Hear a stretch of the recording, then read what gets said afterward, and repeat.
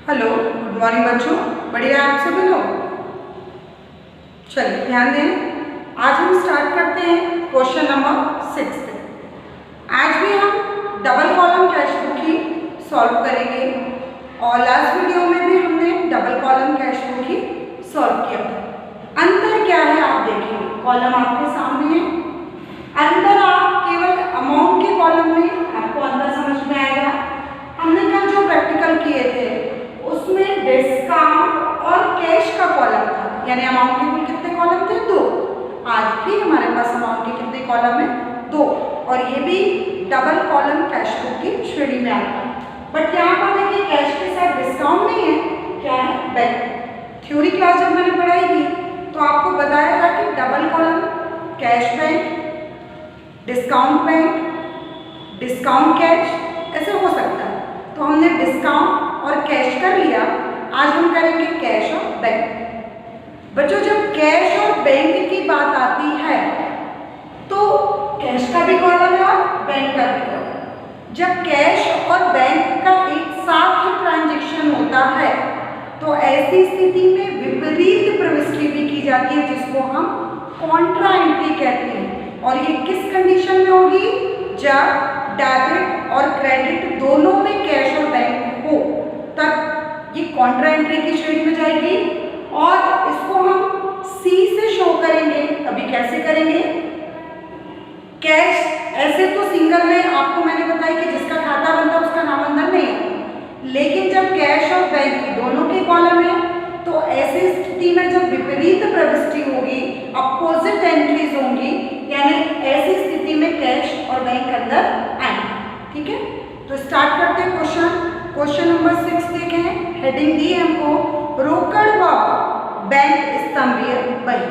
ठीक है, cash book with cash and bank column.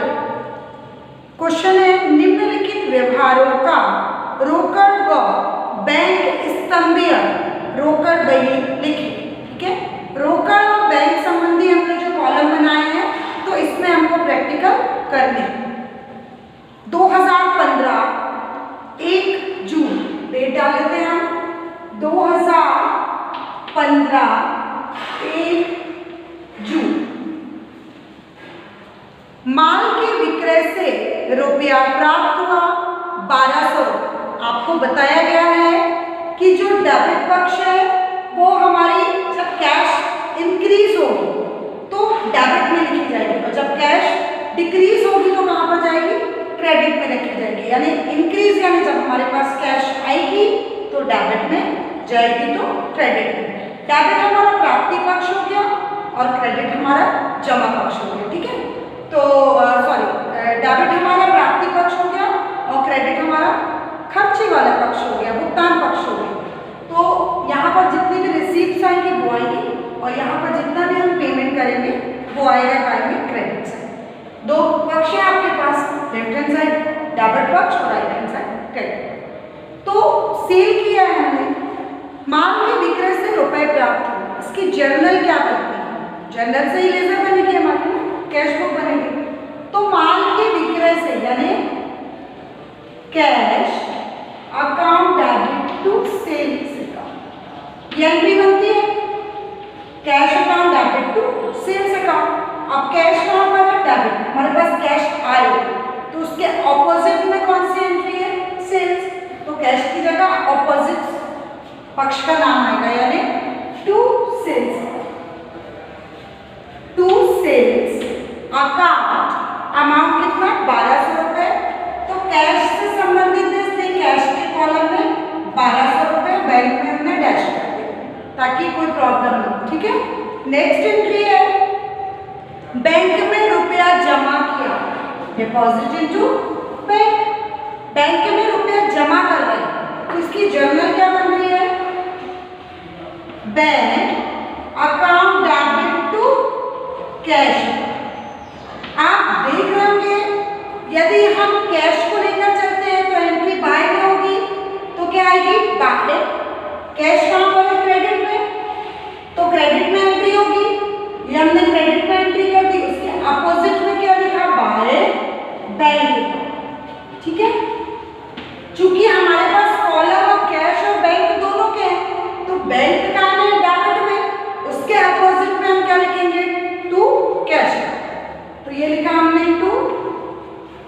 Cash account. ऐसी कंडीशन में bank account debit to cash या cash account debit to bank, ऐसी condition में कैश और बैंक कॉलम के अंदर आएंगे। और यदि सिंगल में रहेंगे, यदि सिर्फ बैंक है और नीचे कोई अपोजिट में कोई और एंट्री है, या सिर्फ कैश है तो अपोजिट में कोई और एंट्री है, ऐसी कंडीशन में हम कैश और बैंक अंदर नहीं लिखते क्योंकि उसका खाता बनता है। लेकिन जब ये दोनों साथ में हो, चाहे bank account debit to cash या cash account debit to bank हो, यदि हम बैंक में पैसा जमा कर रहे हैं या बैंक से पैसा विड्रॉ कर रहे हैं, डिपॉजिट कर रहे हैं या विड्रॉ कर रहे हैं, दोनों कंडीशन में कैश और बैंक तो आएगी। तो ऐसी स्थिति में क्या होगी, ऑपोजिट एंट्री होगी। अब आप देख रहे होंगे बैंक डेबिट में, तो उसकी जगह पर हमने क्या लिखा है, टू कैश, और कैश क्रेडिट में है तो एंट्री क्रेडिट में करी, बट हमने क्या लिखा है, बाय बैंक। डेट है 2 जून और अमाउंट है 1000। 2 जून, यहाँ पर 2015, 2 जून। अब अमाउंट कैसे लिखना है, ये जो कैश लिखा है वो हमने किसकी जगह पर लिखा है, डेबिट में बैंक है तो बैंक की जगह पर कैश लिखा है, इसलिए अमाउंट हम किसके कॉलम में लिखेंगे, बैंक के कॉलम। ठीक है, और ये कैश कहाँ पर है, क्रेडिट में, तो कैश की जगह पर हमने क्या लिखा, बाय बैंक क्रेडिट। किसकी जगह पर लिखा है, कैश की जगह पर, यानी अमाउंट भी किसके कॉलम में भरेंगे, कैश के कॉलम। तो कैश के कॉलम में लिखा हमने ये 1000। ठीक है, और जब LF के कॉलम में हम इसको C से शो करते हैं, C यानी कौन सी एंट्री हो गई हमारी, कॉन्ट्रा एंट्री। C यानी कौन सी एंट्री हो गई, कॉन्ट्रा एंट्री। विपरीत प्रविष्टि को हम कॉन्ट्रा एंट्री कहते हैं, जो एक दूसरे के पक्षों में जा रही है, यानी विपरीत जा रही है। बैंक की जगह कैश, कैश की जगह हम बैंक लिख रहे हैं। अब बैंक कैश लिखे तो अमाउंट बैंक में जाएगा और बैंक लिखा तो अमाउंट कैश में जाएगा, क्योंकि हमने विपरीत प्रविष्टि करी है। ठीक है, अब बार बार ये रिपीट होगा और आपको बनने भी लगेगा। नेक्स्ट एंट्री देखेंगे बच्चों, रामलाल को नगद चुकाए। रामलाल को, हमारे पास से कैश जा रही है यानी बाय पक्ष में, आ रही है यानी डेबिट में, जा रही है यानी क्रेडिट। तो Ramlal debit to cash, cash तो आएगी नहीं, ऑपोजिट उसके क्या है, बाय रामलाल 3 जून 96 रुपीज। 3 जून बाय रामलाल। ठीक है, 3 जून बाय रामलाल 96 रुपीज कैश के कॉलम। ये जो हमने C लगाया है वो सिर्फ कैश और बैंक की जब ऑपोजिट एंट्रीज करेंगे तब होगा। ठीक है, नेक्स्ट है 5 जून, गोपाल से एक चेक प्राप्त हुआ। गोपाल से चेक प्राप्त हो रहा है, किसी व्यक्ति से यदि चेक प्राप्त होता है तो वो क्या होती है, कैश। तो एंट्री क्या हो गई हमारी, cash account debit to Gopal, है ना, तो डेबिट में है कैश, यानी एंट्री होगी डेबिट में टू 5 जून टू गोपाल। ठीक है, और अमाउंट किसके कॉलम में लिखेंगे, कैश के कॉलम में, तो अमाउंट है 192। कैश के कॉलम में हमने लिखा 192। ठीक है, किसी व्यक्ति से चेक मिलता है तो उसे कैश बोलते हैं, क्योंकि वो क्या होती है, पत्र मुद्रा। किसी व्यक्ति को चेक देते हैं तो वो कहाँ से पेमेंट होगा, उसका बैंक से। नेक्स्ट है 6 जून मजदूरी चुकाई। अब मजदूरी कैसे चुका रहे हैं, चेक तो दिया नहीं है, यानी मजदूरी यानी वेजेस, और हमारे पास से कैश जा रही है। ठीक है, तो जा रही है तो बाय पक्ष में आएगा 6 जून। एंट्री क्या हो रही है, wages account debit to cash. Cash की जगह पे ऑपोजिट क्या लिखेंगे, by wages, by wages account. Amount देखेंगे हम 80 रुपए, कैश के कॉलम में 80। ठीक है, नेक्स्ट एंट्री देखेंगे हम, प्रकाश को चेक द्वारा भुगतान किया। अब बात आ गई, किसी से चेक लिया था तो कैश, अब किसी को चेक दे रहे हैं यानी bank, Prakash debit to bank account. Cheque लेकर प्रकाश को चेक दिया, अब वो प्रकाश वो चेक लेकर कहाँ पर जाएगा, बैंक में जाएगा, ठीक है। और बैंक से उसको क्या कराएगा, विड्रॉ कराएगा, यानी बैंक से उसमें जितनी भी राशि लिखी होगी उसका भुगतान बैंक करेगा, ठीक है। तो जिस भी बंदे के अकाउंट से निकलना होगा, जिसके नाम का वो चेक होगा, उसका अमाउंट किसको मिल जाएगा, प्रकाश को मिल जाएगा। तो प्रकाश डेबिट टू बैंक अकाउंट। अब प्रकाश डेबिट टू बैंक, है ना। बैंक कहाँ पर आ रही है, क्रेडिट में आ रही है, क्योंकि हमारे पास बैंक और कैश दोनों पे कॉलम है। तो अब हमको पहले हमने सिर्फ कैश को फोकस किया था, अब हमको किसको करना है, बैंक को भी फोकस करना है। यानी बैंक अगर डेबिट में है तो एंट्री डेबिट में होगी, यदि बैंक क्रेडिट में आ रहा है एंट्री में तो क्रेडिट में। अब किसी को चेक दिया है, यानी बैंक कहाँ पर, क्रेडिट में, हमारे पास से किसी न किसी रूप में राशि जा रही है, तो बाय प्रकाश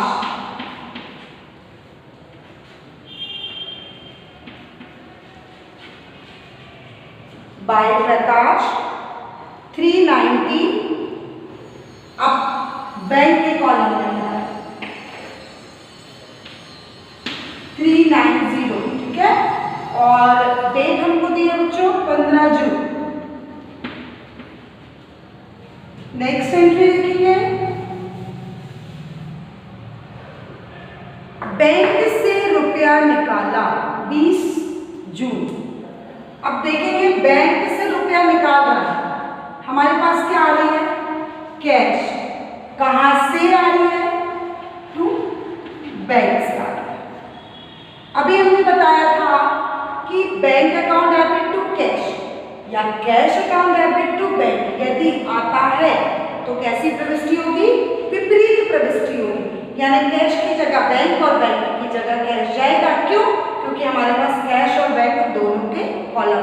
यदि सिर्फ सिंगल कॉलम होता है, या तो कैश या तो बैंक, तो विपरीत प्रविष्टि नहीं होगी। लेकिन जब कैश और बैंक साथ में होंगे तो भले वो ट्रिपल कॉलम हो या डबल कॉलम, आपको कॉन्ट्रा एंट्री करनी ही पड़ेगी।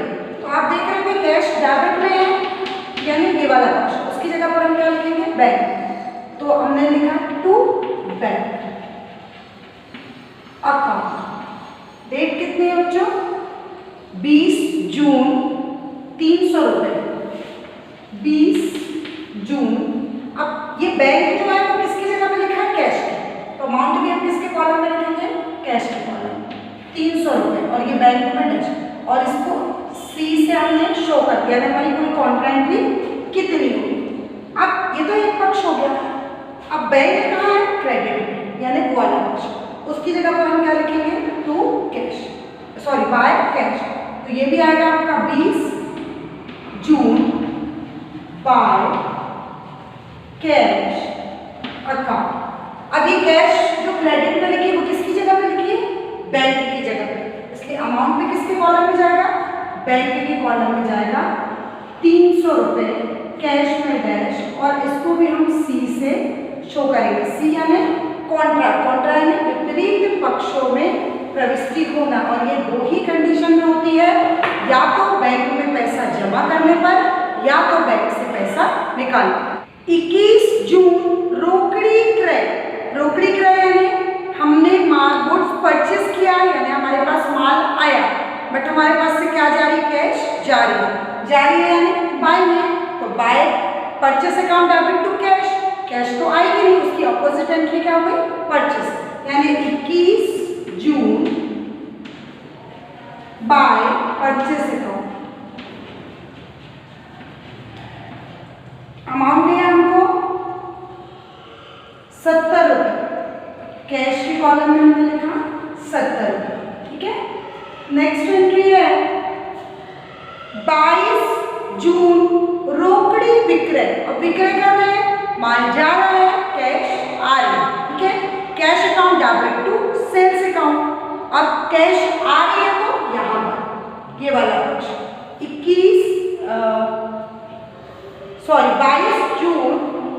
22 June cash account debit to sales हो रहा है ना, तो कैश का डेबिट में, यानी यहाँ पर उसकी ऑपोजिट में क्या है, सेल्स, यानी टू सेल्स अकाउंट, अमाउंट है 100 रुपये। कैश के कॉलम में हमने लिखा 100 रुपये। ठीक है, नेक्स्ट एंट्री देखेंगे 25 जून महेश से नगद रुपए प्राप्त हुए। फिर कैश आ रही है हमारे पास, किससे आ रही है? महेश से आ रही है। तो cash account debit to Mahesh. Cash कहां पर आ रही है? डेबिट में। कैश डेबिट में आ रहा है, बट उसकी ऑपोजिट एंट्री क्या है? Cash account debit to Mahesh. तो महेश 2 में जाएंगे, उसके ऑपोजिट में टू महेश। 25 जून और अमाउंट है 360 रुपए कैश में प्राप्त हुआ है, यानी कैश के कॉलम। नेक्स्ट एंट्री देखेंगे आप, अधिकोष में जमा किया। अधिकोष यानी होता है बैंक और धनादेश यानी होता है चेक। ठीक है, तो अधिकोष में जमा किया यानी बैंक में जमा किया। फिर कॉन्ट्रा एंट्री होगी, कैसे होगी देखेंगे। बैंक में यानी bank account debit to cash account. Bank भी है कैश भी है, बैंक भी है कैश भी है, दोनों के कॉलम है, यानी बैंक की जगह कैश और कैश की जगह बैंक। ठीक है, अब बैंक डेबिट में है, उसकी ऑपोजिट यानी एंट्री डेबिट में होगी, बट उसके ऑपोजिट में क्या आएगा? To cash account. ये किसकी जगह पर आया है? बैंक की जगह पर लिखा है। तो बैंक 30 जून और 500 रुपये। ठीक है, बैंक की जगह पर लिखा है, यानी अमाउंट भी किसके कॉलम में आएगा? बैंक की कॉलम में 500 रुपये, और सी से इसको हम शो करेंगे और 30 जून की डेट। अब बारी आती है बाय पक्ष की। 30 जून यहाँ भी लिखेंगे। ठीक है, बट यहाँ पर कैश कहाँ पर है? क्रेडिट में, यानी एंट्री कहाँ पर होगी? क्रेडिट में, बट कैश के अपोजिट में क्या है ऊपर? बैंक। तो यहाँ पर हमने लिखा बाय बैंक अकाउंट, है ना। अब बैंक है तो कॉलम कौन सा है? कैश के कितने जाएंगे? 500, और इसको भी हमने सी से शो कर दिया। ठीक है, आप देख रहे होंगे बैंक की जगह कैश, तो अमाउंट जाएगा बैंक में क्योंकि हमने पक्ष बदला है। ठीक है, और कैश की जगह बैंक, तो अमाउंट कैश में रहेगा, यानी एंट्री जिस पक्ष में आ रही है अमाउंट भी उसी पक्ष में आएगा, बस जो ऑपोजिट नाम जाएंगे। ठीक है, नेक्स्ट है और लास्ट एंट्री है, कार्यालय का किराया धनादेश द्वारा दिया। 30 जून कार्यालय का किराया धनादेश द्वारा दिया। धनादेश द्वारा अभी मैंने बताया चेक। यदि हम रेंट को और किराया यानी रेंट, तो ये हमने लिखा bye rent account. Bye rent भी लिख सकते हैं, बाय ऑफिस रेंट भी लिख सकते हैं। धनादेश, अब चेक के माध्यम से रेंट जा रहा है, यानी उसका पेमेंट कौन करेगा? कहाँ से हो रहा है? सीधे बैंक से हो रहा है। ठीक है, अमाउंट कितना? 100 रुपये, तो आएगा बैंक के कॉलम में 100 रुपये। इस प्रकार से हमारी कुल 30 जून तक एंट्री कंप्लीट हो गई। अब हमको अभी दोनों का बैलेंस निकालना पड़ेगा, कैश का, बैंक का, यहाँ का भी कैश का और बैंक का यहाँ का भी। हो सकता है एक साइड में बैलेंस जाए, हो सकता है किसी कैश का यहाँ ज़्यादा हो तो वहाँ कम हो। तो ये कैसे पता चलेगा? पहले हमको दोनों साइड का चारों कॉलम के यानी 2 डेबिट कैश बैंक और 2 क्रेडिट कैश बैंक का टोटल लगाना पड़ेगा बैलेंस निकालने के लिए। ठीक है, तो हम टोटल लगाते हैं। पहले बैलेंस निकालना हमको, तो चारों साइड का आपको पहले हम एक एक कॉलम लेते हैं। ठीक है, पहले हमने लिया cash 1200 plus 192 plus 300 plus 100 plus 360। यदि इसका हम टोटल करते हैं तो हमारा टोटल आता है 2152। ठीक है, और यदि हम इधर का टोटल करते हैं तो 1746। ज़्यादा किधर का है? डेबिट का, तो डेबिट का टोटल लिखते हैं 2152 में से यदि हमने 7146 लेस किया तो हमारा बाय